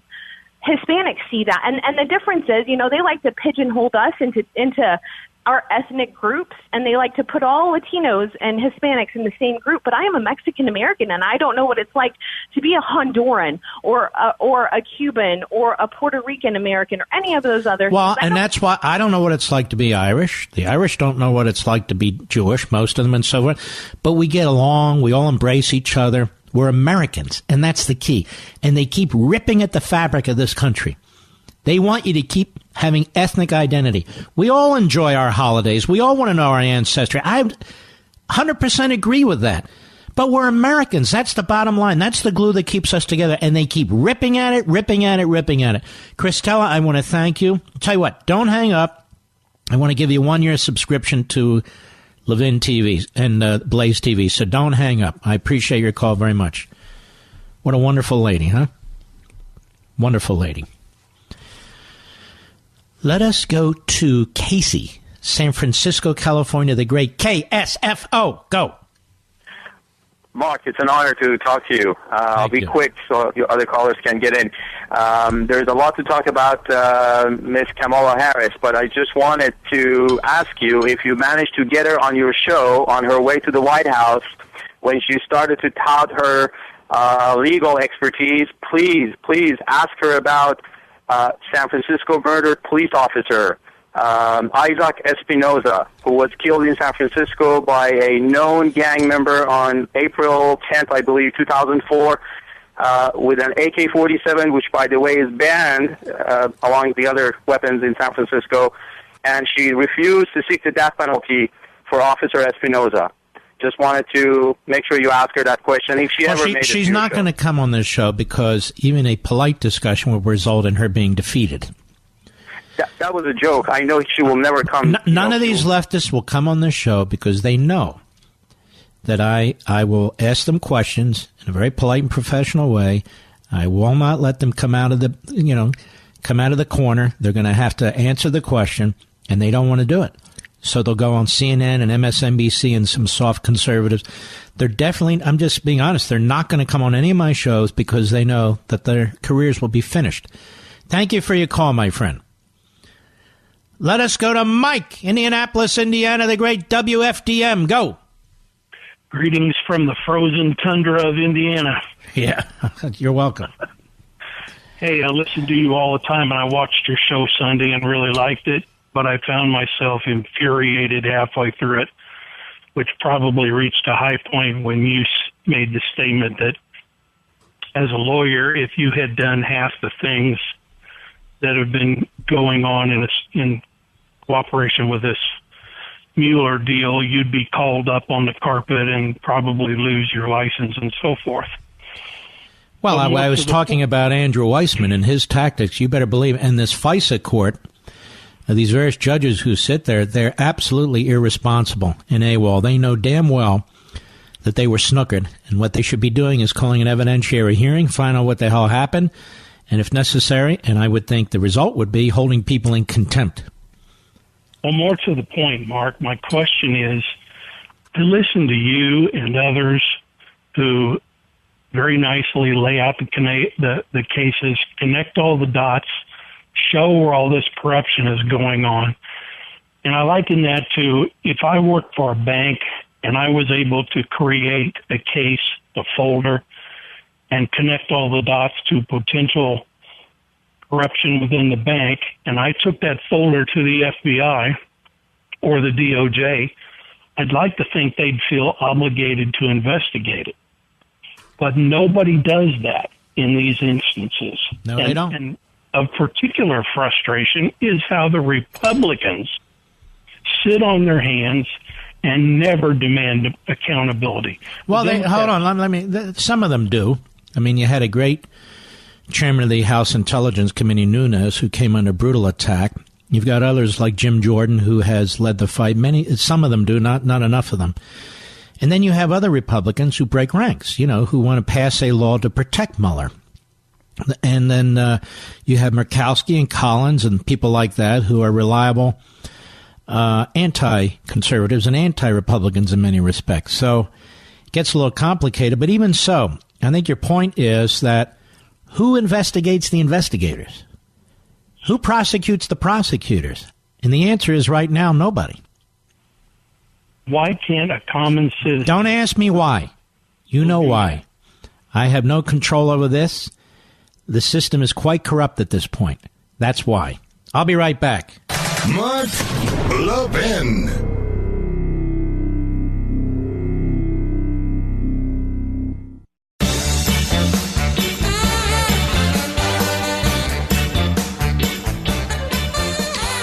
Here's the thing about the left. These leftists, they hate fundamentally the country. Oh, yes, they do. You hear them. And yet they want to make the government bigger and bigger and bigger. Right? Well, why aren't they libertarians? Or at least constitutionalists? Why do you want to make something bigger when you hate it? When it comes to costly car repairs, you need options. Instead, you're often stuck bargain hunting for the best deal because who can afford to fork over $1,000 for a repair? Well, you can't put a price on your family's safety and security on the road. You need to make the repair. That's why I've extended vehicle protection from CarShield on our 2010 Camaro. CarShield makes the process of fixing your car for a covered repair super easy. You can have your favorite mechanic or dealership do the work. It's up to you. It's your choice. They also provide 24/7 roadside assistance and a rental car while yours is being fixed for free.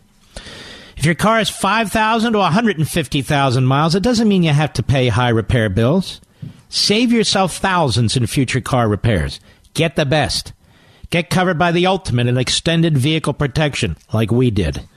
Call 800-CAR-6100, 800-CAR-6100, and mention code Levin, or visit carshield.com, that's carshield.com, and use code Levin, and you'll save 10%.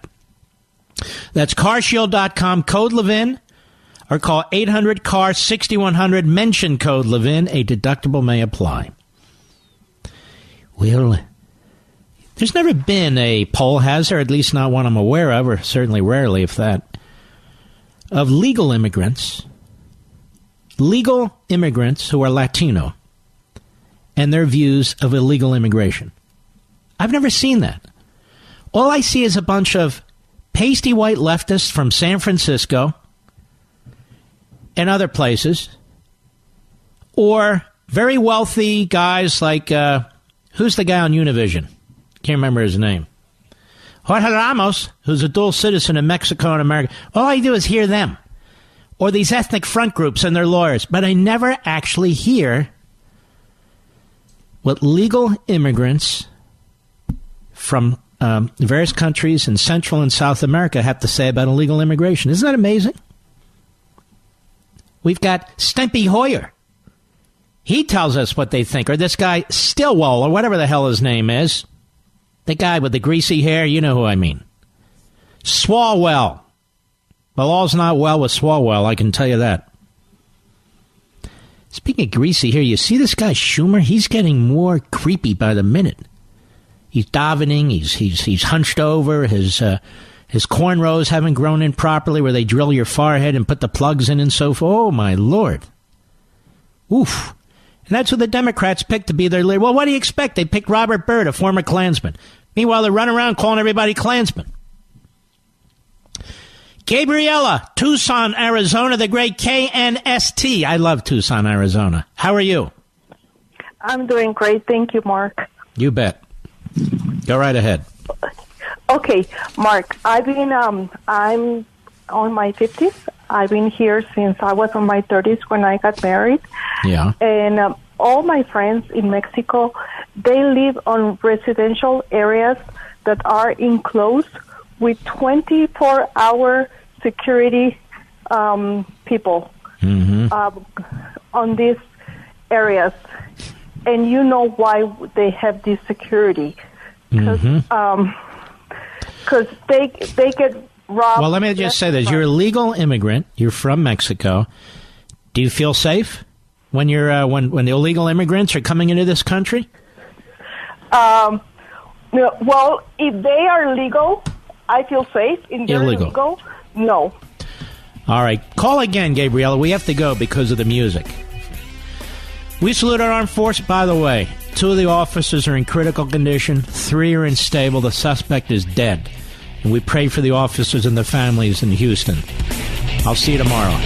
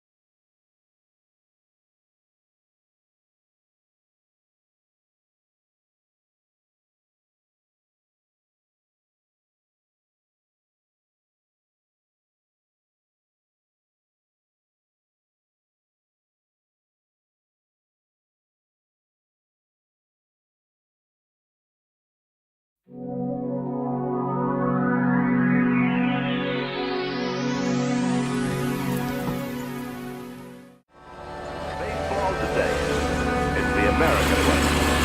Of course, the next best thing to a seat in the stands is a seat in front of a 19-inch RCA Victor television. One more day to Labor Day weekend, the traditional occasion for tasty outdoor barbecues or picnics.